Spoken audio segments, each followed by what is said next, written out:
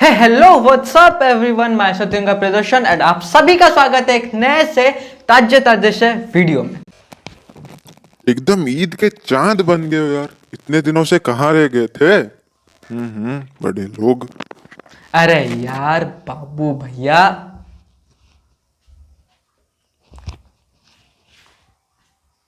अच्छा इतने दिनों से नहीं आने का, नहीं दिखने का कारण जानना चाहते हो ना? चाहते हो ना? अरे हाँ भाई हाँ। तो बात कुछ ऐसी है कि अभी अभी मेरे 10वीं की परीक्षाएं खत्म हुई है, जिसको शायद हमारी सोसाइटी जीवन का सबसे महत्वपूर्ण परीक्षा मानती है। तो सब समझ ही गए होंगे कि कम से कम एक साल से मैं क्यों कंसिस्टेंट नहीं हूं। कंसिस्टेंट क्या, वीडियो ही नहीं बना रहा भाई। तो अब एग्जाम खत्म और आ गए हम। वैसे कुछ फर्क दिखा आपको ये वाले और पहले वाले वीडियोस में? हैं बता। अरे पूरा वीडियो इंट्रो में ही निकालेगा क्या? मुद्दे की बात भी कर ले। ओह, अत्यंत खेद है इस बात के लिए। तो चलो अभी डायरेक्ट कूदते हैं मुद्दे पे।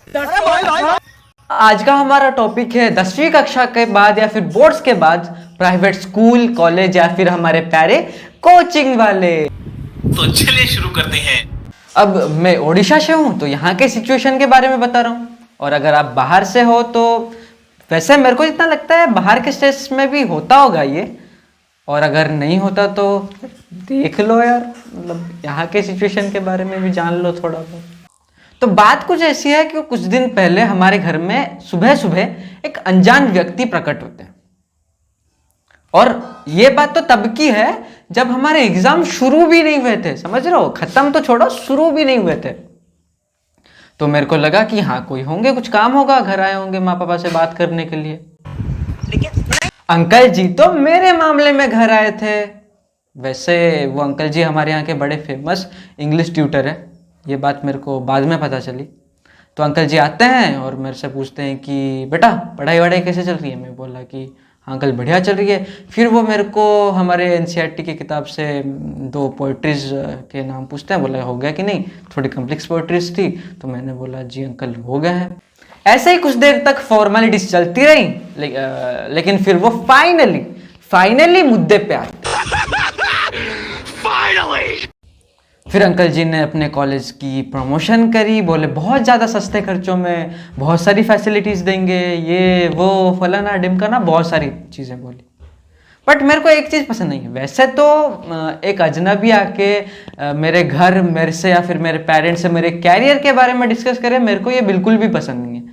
लेकिन एक और बात थी जो मेरे को इससे भी ज़्यादा बुरी लगी, वो ये थी कि वो जो अंकल जी थे वो मेरे एक फ्रेंड का नाम लेके बोलते हैं कि देखो वो कितनी अच्छी पढ़ती है, कैसी थी, कैसे बना दिया गया है। एकदम मतलब सोच रहे हो, तारीफें उड़ा दिया, ऐसे तारीफें उड़ा। कुछ ज्यादा नहीं हो गया ये? मतलब कुछ भी। यही अच्छा नहीं लगता ना यार, जब ये लोग मतलब हमारे किसी रिश्तेदार, फ्रेंड या फिर सीनियर का नाम लेके बोलते हैं देखो हमारे यहाँ भी ये भी पढ़ता था और इसने कितने अच्छे रिजल्ट करे हैं। ये अच्छा नहीं लगता यार। अरे एडवर्टाइज करने आए हो तो आराम से प्रमोट करो, एडवर्टाइज करो और निकल लो ना। क्यों हमें ये सब बोल के इमोशनली फोर्स करने की कोशिश कर रहे हो? और एक और बात बताओ, इन लोगों को एड्रेस कौन देता है? कंट्रोल। चलो एक और इंसिडेंट बताता हूँ कि क्यों ये लोग मेरे को इतने ज्यादा अनोइंग लगते हैं। उस दिन मैं इंग्लिश या फिर साइंस कोई तो एग्जाम था, उसका पेपर दे के सेंटर से बाहर आ रहा हूँ, और वहाँ पे अपने कोचिंग का प्रमोशन कराने के लिए एक अंकल जी लीफलेट्स बांट रहे हैं। मैं उसको लेना नहीं चाहता था तो मैं इग्नोर करके निकल गया। पर अंकल जी को पता नहीं क्या चुल मची, मेरे को बुला के पीछे से वो लीफलेट्स दे रहे हैं। यार नहीं लेना यार मेरे को, मगर क्यों? जरूरत ही नहीं समझता। ऊपर से ये लोग अपने लीफलेट्स में ऐसे ऐसे चीजें प्रिंट करा के देंगे ना, आपको लगेगा कि ये कोई इंटरनेशनल इंस्टीट्यूशन है जो कि आपको वर्ल्ड क्लास फैसिलिटीज प्रोवाइड कर रहा है, लेकिन एक्चुअल में ये होगा हमारे चमन भैया का कोचिंग इंस्टीट्यूट ही। और अगर आपका भी अभी 10th खत्म हुआ है या फिर अभी आप 10th में आए हो, तो आपको अभी बहुत सारे प्राइवेट स्कूल्स और कॉलेजेस स्कॉलरशिप एग्जाम्स के लिए बुलाएंगे, लेकिन बुलाती है मगर जाने का नहीं। आपको इस जाल में कभी नहीं फंसना है, क्योंकि आपको तो लगेगा कि आपका फायदा हो रहा है, इतना डिस्काउंट में ले रहे हैं। लेकिन एक बात है ना कि कभी भी डिस्काउंट देने के लिए कोई अपना नुकसान नहीं करवाएगा। ये सब तो मार्केटिंग स्ट्रैटेजी है भैया। ताकि आप लोग और कहीं ना जाके उनके वहीं आए और वो लोग आपसे पैसे ऐंठ सके। वही मेन बात है। समझ रहे हो आप?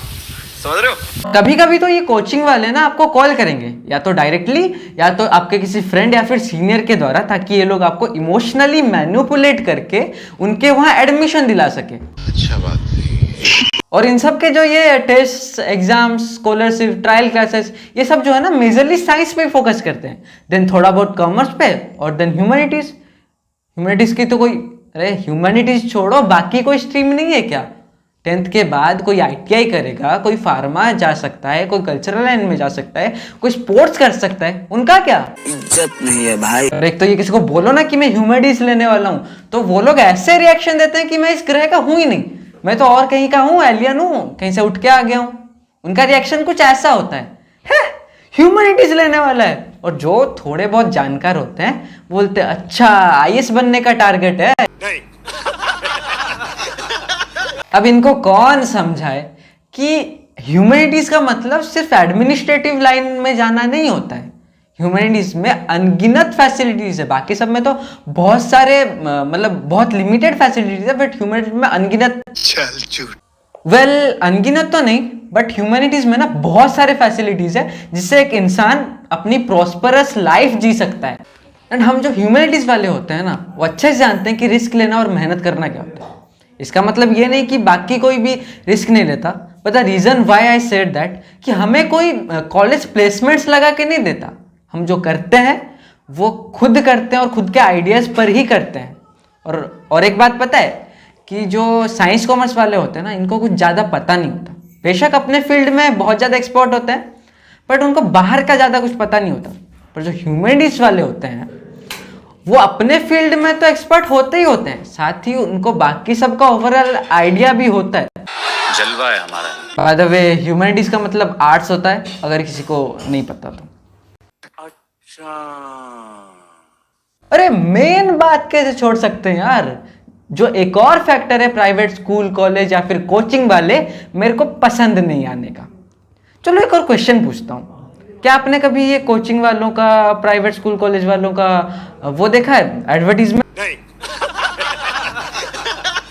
यार ऐसा तो नहीं हो सकता कि आपने देखा ना, देखा तो होगा आपने। इसमें ना उनके जो टॉपर बच्चे हैं उनके रैंक और फोटोज लगे रहते हैं, देखा तो है। सही पकड़े हैं। तो इसमें मेरा पॉइंट ऑफ व्यू ये है कि जो बच्चे टॉप करते हैं सिर्फ उन्हीं का ही फोटो क्यों लगा रहता है? बाकी सब तो तुम्हारे बच्चे हैं ही नहीं ना। भेदभाव करते हुए जरा सी भी शर्म नहीं आती? नहीं। आएगी भी कैसे? पब्लिसिटी जो करानी है, लोगों से पैसे जो ऐंठने हैं। माना एजुकेशनल इंस्टीट्यूशन में बच्चे कुछ सीखने के लिए जाते हैं, लेकिन इसका मतलब यह नहीं है कि आप वहां पे लेके उन्हें डिस्क्रिमिनेशन, भेदभाव करना सिखा दो। और अगर आपके यहां से 100 बच्चे एग्जाम देते हैं और उनमें से सिर्फ 5 ही टॉप करते हैं, तो उसे दिखा के क्या बड़प्पन है भाई? वो बच्चा तो खुद के दम पे टॉप किया है, उसमें आपका कोई हाथ नहीं है। क्योंकि अगर हाथ होता तो ऐसा तो सारे बच्चे टॉप कर जाते। अब कुछ लोग मेरे सामने ये पॉइंट रखेंगे कि हर बच्चा सेम नहीं होता, कोई एक बार में ही समझ जाता है और कोई बार बार समझाने से भी नहीं समझ पाता। But it does not mean that कि हम लोग उनको इस तरह से डिस्करेज करें। अगर हम एनकरेज नहीं कर सकते तो हमें डिस्करेज करने का भी कोई हक नहीं है। नहीं तो ऐसा करो ना कि जितने भी बच्चे एग्जाम दिए हैं उन सबका फोटो लगाओ कि हमारे यहाँ से इतने बच्चे एग्जाम दिए थे, इतने पास हुए, इतने टॉप करे हैं और इतने फेल हो गए हैं, ताकि सब कुछ ट्रांसपेरेंट रहे। तो फिर एडवर्टाइज मत ही करो। अगर आपका इंस्टीट्यूशन अच्छा है तो लोग अपने आप ही एडवर्टाइज कर देंगे, आपको कुछ करने की जरूरत नहीं पड़ेगी। कभी देखा है कोई गवर्नमेंट इंस्टीट्यूशन आके अपना एडवर्टाइजमेंट कर रहा हो कि हमारे यहाँ से इतने टॉप कर रहे हैं, देख लो? नहीं। नहीं ना, क्योंकि उसकी उतनी औकात है, आपके ऐसा थोड़ी है। और सच बताऊं, जब आप ऐसा भेदभाव करते हो ना, तब एक एवरेज बच्चे को दुख होता है, लेकिन किसी को क्या ही फर्क पड़ता है। आपको तो बस अपनी पब्लिसिटी कराने से मैटर रखता है। Nobody cares. Nobody. So I think that's enough for now. At the end I'll just say that कि अगर आप भी मेरी तरह एक स्टूडेंट हो और आपका भी अभी अभी बोर्ड्स खत्म हुए हैं, तो पहली बात तो इन लोगों के जाल से बचना, और दूसरी बात यह है जो बहुत ज़्यादा इम्पोर्टेंट है कि ये ज़िंदगी आपकी है, कैरियर भी आप ही का है। कभी भी किसी के प्रेशर में, मतलब पेरेंट्स, रिलेटिव्स, फ्रेंड्स या फिर सोसाइटी के प्रेशर में, या फिर ये सोच के स्ट्रीम चूज़ नहीं करना है कि ये वाली स्ट्रीम ले लेता हूँ, इसमें ज़्यादा स्कोप है। बात यह है कि कोई भी स्ट्रीम में स्कोप नहीं होता, स्कोप तो उस इंसान में होता है जो उस काम को कर रहा होता है। और अगर अभी आपने किसी के प्रेशर में आके अपने पैशन और अपने ड्रीम को इग्नोर करके कोई भी डिसीजन लिया ना, तो trust me, you will regret it through out your life. So that's all for today guys. Hope आपको वीडियो पसंद आई होगी। अपना प्रमोशन नहीं कर पाऊंगा, बट अगर आपको वीडियो पसंद आई है तो अपना ओपिनियन जरूर शेयर करना। सो मिलते हैं आपको किसी और नए वीडियो में, तब तक के लिए स्टे ट्यून्ड।